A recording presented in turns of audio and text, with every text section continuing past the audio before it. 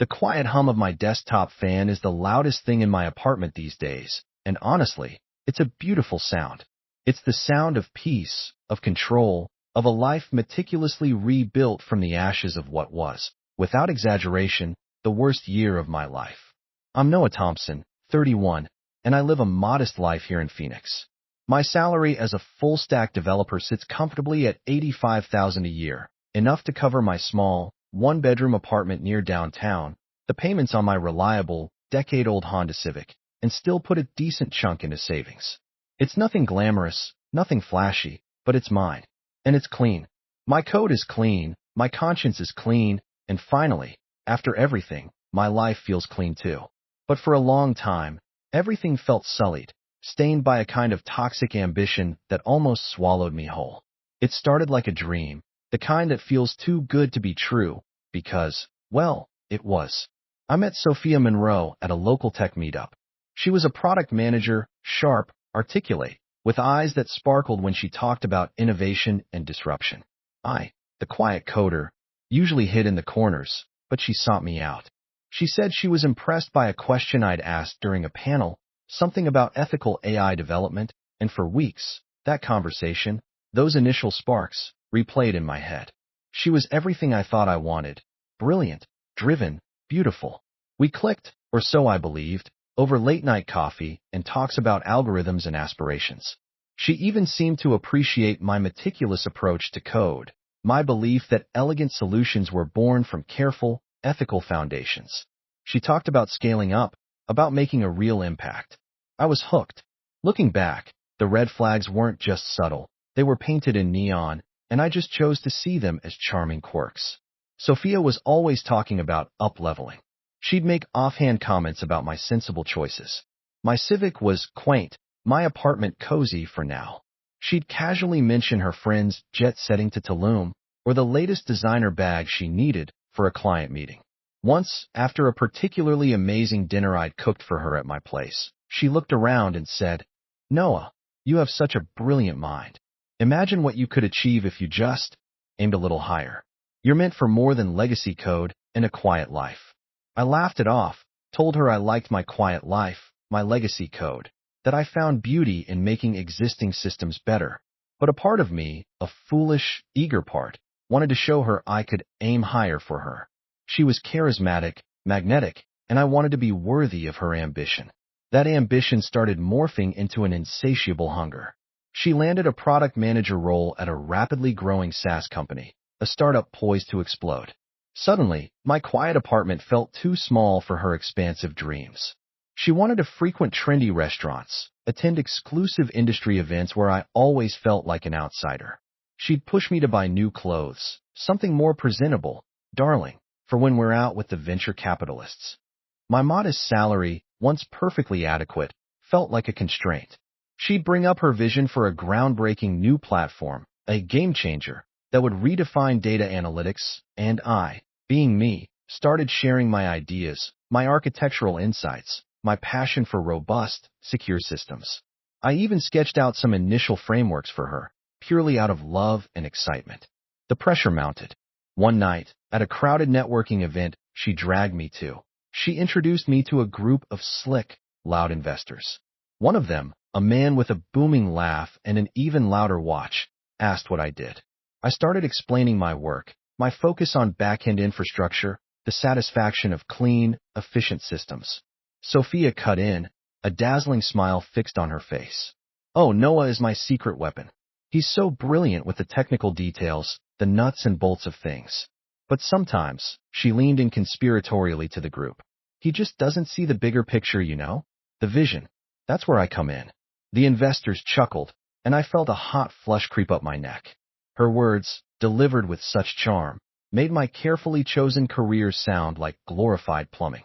I felt like a performing dog, patted on the head while she claimed the spotlight. This wasn't an isolated incident. It became a pattern. My skills were a tool for her, never a shared passion. Then came the big ask. Sophia told me her company was launching a major, innovative project, exactly the kind of game changer she'd been talking about. She said they were short on senior dev talent, that she needed my unique expertise. "Noah," she pleaded, This isn't just about the company. This is our future. Imagine the success we could have together. I'll make sure you get a substantial share of the profits. You'll be a co-founder in all but name." Her eyes were wide, earnest, and I, naive fool, bought it. Hook, line, and sinker. I started pouring my evenings, my weekends, my very soul into building out the core architecture of this platform, a complex, robust solution for data processing and user interaction. It was my best work, a meticulously crafted codebase designed for scalability and, crucially, ethical data handling. I believed in it, in us. But something felt off. She was evasive when I asked about formalizing my involvement, about the contracts. "Oh, darling, it's all in progress. Legal is just so slow," she'd say, waving a dismissive hand. She'd insist on being the primary point of contact for all technical questions with her company's internal teams, saying she wanted to shield my creative process. I began to feel isolated, like my work was disappearing into a black box only she controlled. I'd occasionally get a weird vibe from a junior developer she'd introduced me to, a young guy named Kevin who seemed to look at me with a mix of awe and pity. One evening, I found an email open on her laptop. She'd stepped away for a moment. It was from her company's legal department, discussing intellectual property assignment. I just caught a glimpse of my code's project name, and then her name, and then sole ownership. My blood ran cold. When I confronted her, heart pounding, she erupted. "Noah, are you spying on me? What is wrong with you? This is exactly why you're not ready for the big leagues. You're paranoid, you're insecure. It's all standard corporate language, don't you get it? We're going to be rich, and you're here questioning my integrity? You're going crazy, Noah." She spun it so effectively, so viciously, that I started to doubt myself. Was I jealous? Was I being irrational? She made me feel small, ungrateful, and borderline delusional for even thinking she'd betray me. I apologized, swallowed my pride, and plunged back into the code, desperate to prove her wrong, to prove myself wrong. My stomach was in knots, a constant dull ache, but I kept coding, kept believing in us. The peak of her manipulation came during the investor pitch. She had me prepare every slide, every technical detail. I was backstage, a ghost in my own creation, while she, radiant in a tailored suit, presented my platform to a room full of potential investors. I watched on a monitor as she effortlessly navigated complex questions, using my explanations, my metaphors, my insights, all while crediting the brilliant team at her company, carefully omitting my name. She spoke with such passion, such conviction, that I almost believed it was her vision, her genius. And then, the ultimate slap in the face. She publicly credited Kevin, that junior developer, for his incredible contributions to the foundational architecture. Kevin, who had barely written a line of the core framework. My heart didn't just sink, it imploded. It was a cold, calculated hit, designed to erase me from the narrative, to make me a phantom. The air left my lungs, and a metallic taste filled my mouth. I felt like a hollowed-out shell, a dummy dressed in my own stolen clothes. That was the breaking point. The moment she threw Kevin under the bus and credited him for my work, something clicked. The fear, the self-doubt, the love blindness, it all evaporated, leaving behind a glacial calm. Noah Thompson, the quiet coder, the victim, was gone. In his place was a professional, a meticulous architect of digital worlds who knew his own creations better than anyone. I stopped being a lovesick fool and started being a forensics investigator. My skills weren't just about writing code. They were about understanding systems, tracing logic, unearthing hidden paths. I had built the framework, remember? I knew every corner, every obscure dependency. I knew where the version control logs lived, the internal communication channels she used, the digital footprints she thought she'd erased. I started with the company's internal Git repositories, using my old access permissions she hadn't quite revoked yet. I pulled every commit log, every branch merge. It was all there. My GitHub username, my commit messages, timestamps stretching back months, demonstrating my sole authorship of the core components. Then I dug deeper. I found drafts of the intellectual property assignment document she'd shown me, but also earlier versions, internal emails confirming the initial plan to formally engage me, only for subsequent communications to mysteriously pivot, quietly reassigning ownership to her through a shell company she'd set up. then transferring it to her current employer as part of her founding contributions. The digital breadcrumbs led to a smoking gun, a series of encrypted chat logs between Sophia and her legal counsel, detailing the plan to reattribute my contributions and the strategy to publicly credit a junior developer as a buffer against any potential claims from me. They called me the useful fool. The words cut deeper than any physical blow. They confirmed everything, laid bare her Machiavellian chess game. I wasn't crazy. I wasn't paranoid. I was just prey. The discovery hit me with the force of a physical blow, literally. I staggered back from my desk, stumbled, and collapsed onto my worn rug, my hands shaking so violently I couldn't even clench them. The air felt thick, heavy, pressing down on my chest. I wanted to scream, to rage, to smash something, but all that came out was a choked, guttural sob. The betrayal wasn't just about the code, the money. It was about the desecration of trust, of love, of my very identity. Every shared laugh, every late-night conversation, every touch, now felt like a lie, a performance designed to extract my labor. I curled into a ball, shaking, for what felt like hours, the bitter taste of betrayal overwhelming me. I thought of everything I'd poured into her, into that project, into us. It was all a calculated deception. Then, as the initial storm of grief and rage subsided, something cold and sharp began to form in the void. It wasn't the kind of anger that makes you lash out blindly. It was a clarity, a precision born from profound hurt. My quiet life, my dedication to clean, ethical code, she had mocked it, called it unambitious. She thought she could just take my work, present it as her own, and leave me in the dust, blacklisted in an industry that values trust above all else. She was wrong. She had underestimated the nuts and bolts guy, the one who saw the bigger picture of integrity. I didn't confront her. There was no point. Confrontation would just give her an opportunity to gaslight me again, to spin her narrative. No, this required a different approach. A surgical strike. A nuclear revenge, as Reddit would call it. I had built that platform. Every line of its foundational code was an extension of my thought process, my values. And because I always valued ethical practices, because I foresaw potential compromises in a world driven by profit, I had subtly embedded something, a silent sentinel.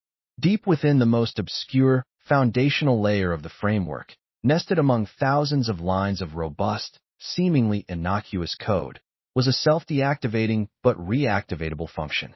It was dormant, a sleeping giant designed only to wake under specific, highly profitable, and ethically dubious conditions, such as excessive data harvesting beyond what users had explicitly agreed to in their privacy policies.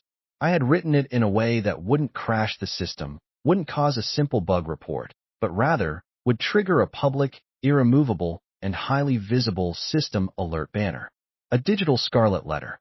My plan solidified. I meticulously gathered all my evidence, the Git logs, the chat transcripts, the manipulated legal documents, the recordings of her investor pitch. I compiled it all, securely, redundantly. I copied every line of my original code, timestamped, notarized. I didn't just plan my exit. I planned her downfall. I severed all ties, ghosted her from my life, and started working remotely for a small, ethical software consultancy, rebuilding my professional reputation, one clean line of code at a time. The waiting was the hardest part, a slow burn of anticipation and resolve. I watched her company's valuation soar, her face gracing magazine covers, articles hailing her as a visionary. The IPO was coming, and I would be ready. The day of her company's initial public offering arrived, a crisp autumn morning in New York, live-streamed across the globe. Sophia, radiant in a power suit, stood on the podium, ready to ring the bell that would signal her triumph, her billion-dollar moment. My stomach tightened, a familiar knot of anxiety, but it was quickly replaced by a cold, unwavering resolve. I sat in my small apartment, the screen reflecting my face, grim and focused. My old, reliable Civic was parked outside, a symbol of the life she'd scorned. My finger hovered over the enter key on my custom-built command line tool. I watched her smile, heard the roar of the crowd, the anticipation building. Just as her hand reached for the bell, a silent command left my terminal, traversing the network, finding its way into the heart of the platform I had built. The legacy sentinel awoke. It didn't crash. It didn't stutter. Instead, a vibrant, unmissable banner flared across every user's screen, across every live demo being displayed at the IPO event itself. Asterisk system alert. Your data is being harvested beyond stated terms. User privacy compromised. Extent of data collection details available. Link. That asterisk. The crowd went silent. Sophia's smile faltered, replaced by a look of bewildered horror as she stared at the giant screens around her, all displaying the same damning message. The link led to an anonymously hosted, meticulously documented breakdown of the platform's actual data harvesting practices, compared directly to their public-facing, user agreement terms. It exposed the entire operation, detailing the scale of the unethical data collection I'd foreseen. The bell remained unrung. The broadcast devolved into chaos. Her company's stock, which had been set for a meteoric rise, plummeted instantly. A viral privacy nightmare exploded across social media. The headline screamed, "Data Scandal, IPO Collapses, Tech Visionary Exposed." Her reputation as a tech visionary was utterly, irrevocably destroyed. Within days, class action lawsuits began to pile up. The company, built on stolen code and unethical practices, fractured. Sophia lost everything. Her position, her fortune, her carefully constructed facade. It wasn't a moment of explosive triumph for me. It was quiet, a deep, cleansing exhale. I felt the weight lift, the long-held tension in my shoulders finally releasing. The bitterness began to recede, replaced by a profound sense of justice. Today, my life is immeasurably better. I still live in my modest apartment, drive my Civic, but the peace here is absolute.